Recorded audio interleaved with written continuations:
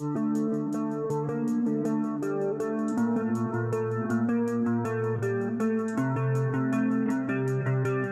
unit truk peti kemas terbalik di Jalan Lintas Medan Tebing Tinggi, KM 18,5, Kecamatan Tanjung Morawa, Deli Serdang, tepatnya di dekat Simpang Jalan Sinalco, Senin, tanggal 3 Mei tahun 2021, sekitar pukul 12 waktu Indonesia Barat.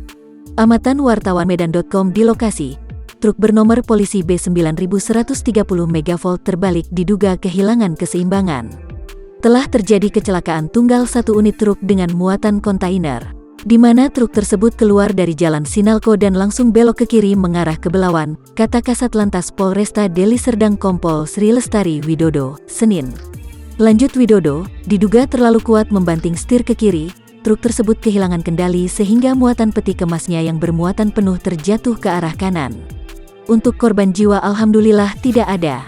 Untuk sementara supir tidak dapat kami jumpai di lokasi. Namun, barang bukti kita amankan di Mako Satlantas Deli Serdang, ucap Widodo. Atas peristiwa ini, arus lalu lintas sekitar lokasi kejadian macet total.